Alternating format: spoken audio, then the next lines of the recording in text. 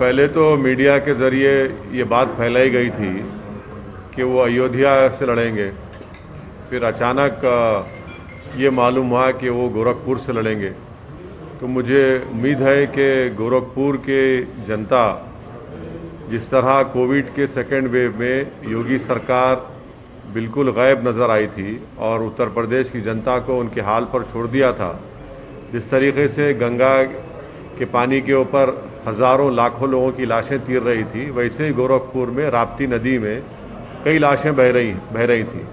तो मुझे उम्मीद है कि गोरखपुर की जनता राप्ती नदी में जो गरीब आवाम की बेबसी और लाचारी और उनकी मौत और उनके भाई बहन बेटे की लाशें जो बह रही थी, वो उसको याद रखेंगी और एक अच्छा फैसला लेंगी योगी आदित्यनाथ के खिलाफ।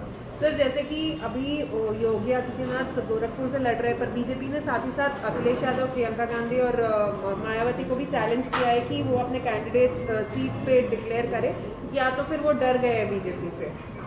इलेक्शन जो लड़ा जाता है वो डेमोक्रेसी का एक उसूल है और उसके ऊपर लड़ा जाता है। तो डर, किसी से डरा नहीं जाता।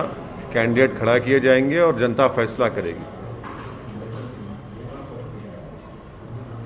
सर, आपकी तैयारी कैसी है अपने 9 कैंडिडेट्स की? हाँ, हमारे पार्टी प्रेसिडेंट ने इस बात का ऐलान किया है कि हम लोग उत्तर प्रदेश के विधानसभा में 100 विधानसभा की सीट पर लड़ने की तैयारी कर रहे हैं और पहली लिस्ट हमने फर्स्ट फेज़ की जारी की है और भी कैंडिडेट्स दूसरे फेज़ के और दूसरे जितने फेज़ हैं उसके जारी किए जाएंगे और हम लोग पूरी तैयारी कर रहे हैं। पूरी तैयारी के साथ इस चुनाव में मुकाबला कर रहे हैं और जाहिर है कि इलेक्शन कमीशन के गाइडलाइंस को फॉलो करते हुए, क्योंकि फिज़िकल रैलीज अलाउ नहीं कर रहे हैं, तो हम लोग वर्चुअल रैलीज भी करेंगे और जो भी मॉडर्न टेक्नोलॉजी के जो टूल्स हमारे पास हैं उसको इस्तेमाल करेंगे इलेक्शन कमीशन के रूल्स और गाइडलाइंस को देखते हुए।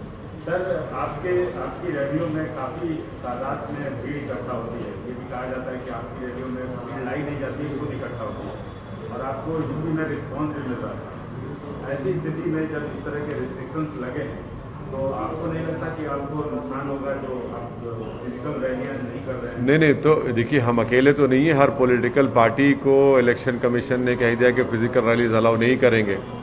तो जब किसी को अलाउ नहीं कर रहे हैं तो फिर उसका दूसरा तरीका ये है कि वर्चुअल रैली करें, सोशल मीडिया पे और डिजिटल मीडिया पे अपने प्रेजेंस को बढ़ाएं और वो कोशिश करेंगे। और इलेक्शन कमीशन ने और भी सहूलत दी है कि अगर एक हॉल होगा उसमें 50% कैपेसिटी पर आप वहाँ पर मीटिंग कर सकते, तो वो भी हम लोग देखेंगे। हम अकेले पार्टी तो नहीं है, इसमें सब पार्टीज़ हैं उसमें, तो जाहिर है सबको इस बात की तकलीफ़ है कि फ़िज़िकल रैलीज नहीं हो रहे हैं। मगर अब जो भी है, अब हमको उसको इस्तेमाल करके आगे बढ़ना है, अपने पैगाम को पहुँचाना है। और मुझे यकीन है कि जो हमने पिछले 4-5 महीने में मैंने करीब 60 के करीब सभाएँ की है, उसका भी अच्छा असर होगा। पर सर, क्या कोविड की वजह से रिजल्ट्स पे इम्पैक्ट पड़ेगा? अब ये बताना मुश्किल है कि किस तरीके से कोविड फैलेगा, क्या होगा।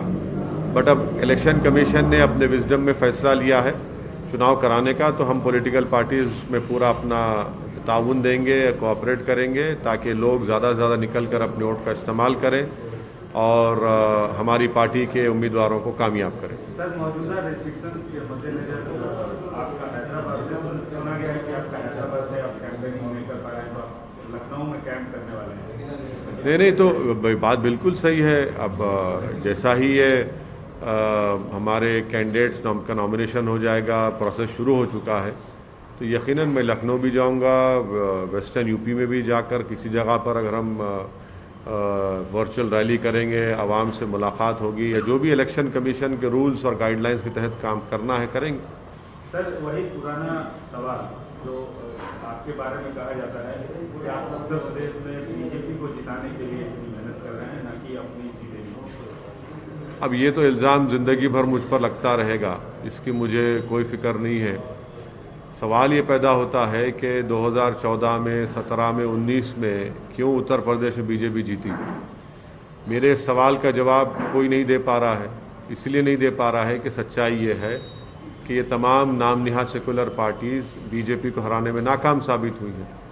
और ये भी कोई नहीं बता पा रहा है कि 2019 में एमआईएम पार्टी सिर्फ 3 लोकसभा की सीट लड़ी तो बीजेपी कैसे 306 के ऊपर जीत जाती है। तो ये सब सवालात हैं। ये बुखलाहट का शिकार और फ्रस्ट्रेशन का शिकार होकर इनको अपनी शिकस्त नज़र आ रही है। इनके पास खुद आइडियोलॉजिकली और इंटेलेक्चुअली कैपेसिटी नहीं है बीजेपी को हराने की, तो इसीलिए मजलिस पर इल्ज़ाम लगाते हैं। सर, एक सीनियर जर्नलिस्ट ने एक आर्टिकल लिखा है कि आप थोड़ा यूपी इलेक्शन नजदीक आया, थोड़ा स्लो हो गए, आप उतने तेवर उतना आक्रामकता नहीं रह गई। नहीं तो उनको अपनी राय का हक हासिल है। वो सीनियर कितने हैं जूनियर कितने, मुझे उससे परवाह नहीं है। लोग लिखते रहते हैं, अब उनको खुशी हो रही है या पेट में दर्द हो रहा है मेरे को नहीं मालूम, और हम तो अपना काम कर रहे हैं और करते रहेंगे। सर, इमरान मसूद जो कांग्रेस छोड़ के एसपी की तरफ गए पर उनको वहाँ पे भी टिकट नहीं मिली, तो क्या एमआईएम उनसे बातचीत कर रहे हैं इमरान मसूद से? नहीं, इमरान मसूद साहब से हमारी कोई कांटेक्ट नहीं है, ना उनसे कोई बातचीत है।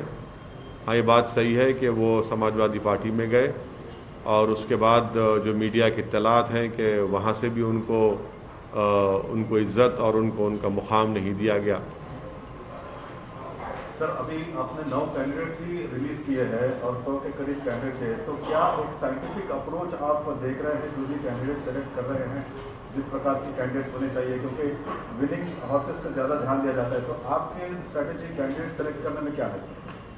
देखिए, कैंडिडेट के सिलेक्शन में कोई साइंटिफिक अप्रोच ज़्यादा स्ट्रांग वर्ड हो जाता है पॉलिटिक्स में, पर यह है कि ज़ाहिर है हमारे पार्टी से लोग काम करते आए हैं, जो वाबस्ता रहे हैं और जो अच्छा मुकाबला कर सकेंगे, जो जीत सकेंगे, और उसमें बहुत से हर असम्बली कॉन्स्टिट्यूंसीज में मुख्तलिफ कंसिडरेशन होते हैं।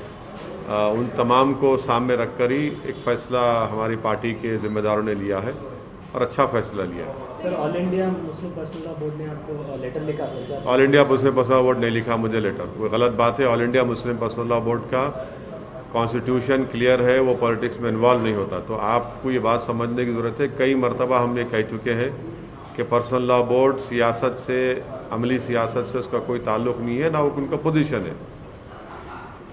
सर, कांग्रेस चीफ पंजाब के कांग्रेस चीफ पूरे मतलब non rule BJP states governments minister से मुलाकात कर रहे हैं एलॉन मस्क के जो कंपनी सेटअप के ट्वीट के ऊपर, और पहला इनिशिएटिव यहीं से लिया गया, केटीआर ने किया था। आप इस पर क्या? मैं वेलकम करता हूं जनाब केटी रामाराव साहब ने जो